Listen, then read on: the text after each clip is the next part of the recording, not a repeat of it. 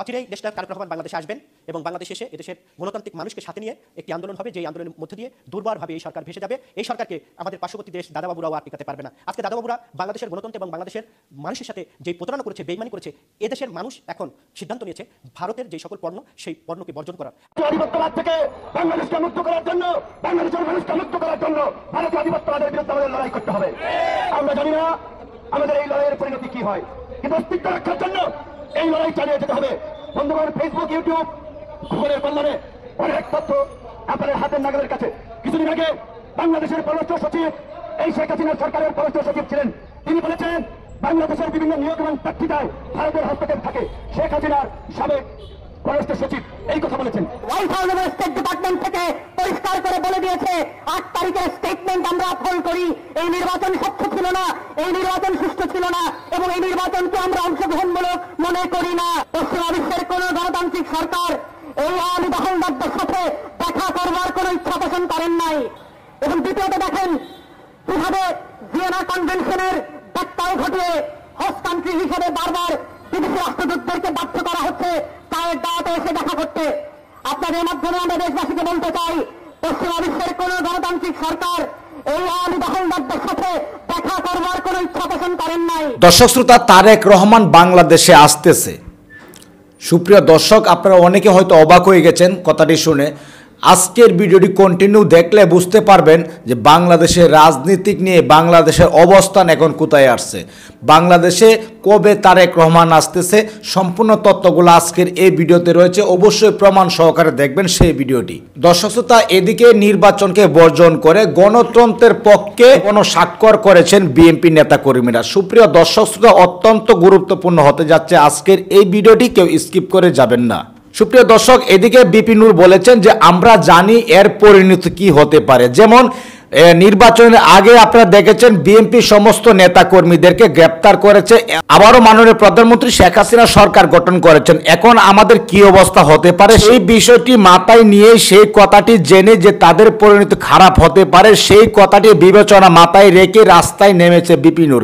এমনই কিছু মন্তব্য করেছেন, আজকের ভিডিওতে রয়েছে। বাংলাদেশের জনগণ যদিও মাননীয় প্রধানমন্ত্রীকে ছেড়ে দেয়, কিন্তু আজরাইল কখনো প্রধানমন্ত্রীকে ছাড়বে না, বাংলাদেশটাকে ধ্বংস করে দিচ্ছে মাননীয় প্রধানমন্ত্রী। এমনই কিছু মন্তব্য রয়েছে বিপি নূরের মুখে। আজকে আমরা সেই ভিডিওটি প্রমাণ সহকারে দেখাবো। অবশ্যই ধৈর্য ধরে সম্পূর্ণ ভিডিওটি দেখার সবার প্রতি একটি অনুরোধ থাকবে। আমরা সেই ভিডিওতে চলে যাব। সেই ভিডিওতে যাওয়ার আগে সবার প্রতি ছোট্ট একটি রিকোয়েস্ট, আপনি যদি আমাদের এই চ্যানেলে নতুন ভিউয়ার্স হয়ে থাকেন, দয়া করে প্রতিদিন সবার আগে আপডেট নিউজগুলো পেতে আমাদের এই চ্যানেলটি সাবস্ক্রাইব করে রাখুন ও কষ্ট করে ভিডিওটি একটু শেয়ার করে দিন। একটি লাইক দিয়ে দেখতে থাকুন সম্পূর্ণ ভিডিওটি। হোয়াইট হাউস এবং স্টেট ডিপার্টমেন্ট থেকে পরিষ্কার করে বলে দিয়েছে 8 তারিখের স্টেটমেন্ট আমরা ফলো করি। এই নির্বাচন স্বচ্ছ ছিল না, এই নির্বাচন সুষ্ঠু ছিল না এবং এই নির্বাচনকে আমরা অংশগ্রহণমূলক মনে করি না। পশ্চিমা বিশ্বের কোন গণতান্ত্রিক সরকার এই আওয়ামী দখলদারদের সাথে দেখা করবার কোন ইচ্ছা পোষণ করেন নাই।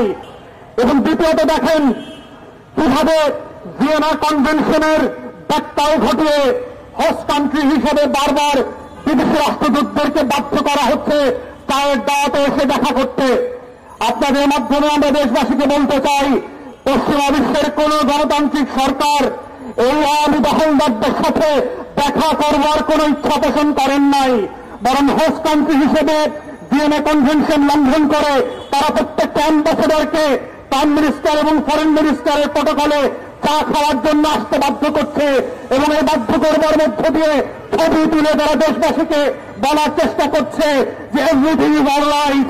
আমরা বলছি কিছু কোথাও নাই। আমেরিকান স্পোক্সপারসন কালকে এবং পরশু হোয়াইট হাউস এবং স্টেট ডিপার্টমেন্ট থেকে পরিষ্কার করে বলে দিয়েছে 8 তারিখের স্টেটমেন্ট আমরা ফলো করি। এই নির্বাচন স্বচ্ছ ছিল না, এই নির্বাচন সুষ্ঠু ছিল না এবং এই নির্বাচনকে আমরা অংশগ্রহণমূলক মনে করি না। যখন স্পোক্সপারসনকে জিজ্ঞেস করা হয়েছে এর মানে কি আপনারা সরকারকে স্বীকৃতি দিচ্ছেন, অভিনন্দন শুভেচ্ছা দিচ্ছেন, স্পোক্সপারসন সরাসরি নো নো বলে 2 বার বলে দিয়েছে। অথবা আমেরিকার পজিশন খুবই পরিষ্কার, তারা অবৈধ দখলদার সরকারকে কোনোভাবে স্বীকৃতি দেয় নাই। পিটার হাসের সাথে চা খাওয়ার ছবি তুলে অভিনন্দন আর বিবৃতি কেনাবেচার করবার মতো বাইডেনের সাথে সেলফি তুলে যারা ছবি বিক্রি করেছে, তাদের মধ্যে দিয়ে আবার আপনাদেরকে মনে করিয়ে দিতে চাই এই সকল কেনা বেচার ছবি দিয়ে জাতিকে বিভ্রান্ত করা যাবে না। আপনারা ইতিহাসের ভুল পথে আছেন, আপনারা ইতিহাসের সাথে বেইমানি করেছেন, বাকশালের সাথে নতুন করে আবার নিজেদেরকে চলমান রেখে প্রমাণ করেছেন যে আপনারা গণতন্ত্রে বিশ্বাস করেন না, আপনারা ভোটাধিকারে বিশ্বাস করেন না, দেশের মানুষের অধিকারে বিশ্বাস করেন না।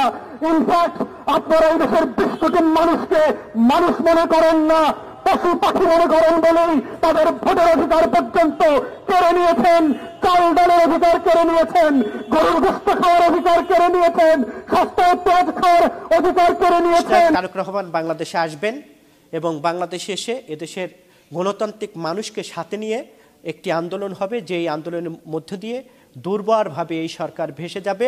এই সরকারকে আমাদের পার্শ্ববর্তী দেশ দাদাবাবুরাও আর টিকাতে পারবে না।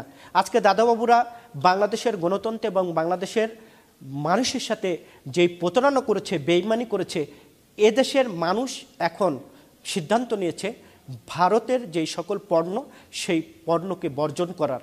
আমরা ভেবেছিলাম যে ভারত বাংলাদেশের জনগণের সাথে বন্ধুত্ব করবে, কিন্তু সেটা না করে যখন শেখ হাসিনার সাথে ব্যক্তিগত বন্ধুত্ব করেছে তখনই এদেশের মানুষ সিদ্ধান্ত নিয়েছে এদেশে আর ভারতীয় কোনো পণ্য চলবে না, এদেশে ভারতের পণ্য এদেশের মানুষ বর্জন করবে। আজকে যিনি প্রধানমন্ত্রী তিনি কিন্তু বারবারই আমাদের দেশনেত্রী বেগম খালেদা জিয়া এবং বিএনপিকে সবসময় বলার চেষ্টা করেন পাকিস্তানের প্রেতাত্মা, কিন্তু আমরা ইতিহাসের একটু পিছনে যদি যাই তাহলে দেখতে পাই যে ওই আইয়ুব খান এদেশের মানুষকে দাবিয়ে রাখার চেষ্টা করেছিল উন্নয়নের গল্প শুনিয়ে এবং সবসময়ের জন্য চোখ রাঙিয়ে কথা বলতো। সেই পাকিস্তানের প্রেতাত্মার অনুসারী আমরা মনে করি আজকে এই দেশের প্রধানমন্ত্রী শেখ হাসিনা। তিনি এই পাকিস্তানের আইয়ুব খান যেমন এদেশের মানুষের উপরে শাসন চালিয়েছিল, তেমনি তিনি এদেশের উন্নয়নের গল্প কাহিনী করে এবং মানুষকে চোখ রাঙিয়ে কথা বলার চেষ্টা করছেন, ক্ষমতায় থাকার চেষ্টা করছেন। রক্তের দাগ শুকায়নি। 1971 সালে এদেশের নারী পুরুষ সবাই কিন্তু রক্ত দিয়েছে। ইতিহাসে শুনেছি যে ভুট্টো খান দেশে আসছিল, তাকে লাল গালিচা দিয়ে সম্বর্ধনা জানিয়েছিল কে? অর্থাৎ এই আওয়ামী লীগ সবসময় রক্তের সাথে বেইমানি করে। কাজে বাংলাদেশের বিভিন্ন নিয়োগ এবং প্রার্থিতায় ভারতের হস্তক্ষেপ থাকে। শেখ হাসিনার সাবেক পররাষ্ট্র সচিব এই কথা বলেছেন। এতদিন আমরা শুনেছি অনেকে বলে বাংলাদেশের পুলিশ প্রধান, বিডিআর প্রধান, সেনাবাহিনী প্রধান কে হবে সেটা নিয়ে নাকি ভারতের সুপারিশ থাকে। ভারত যদি কারো বিরুদ্ধে আপত্তি দেয় বা নোট অফ ডিসেন্ট দেয় তাহলে সে নিয়োগ পায় না।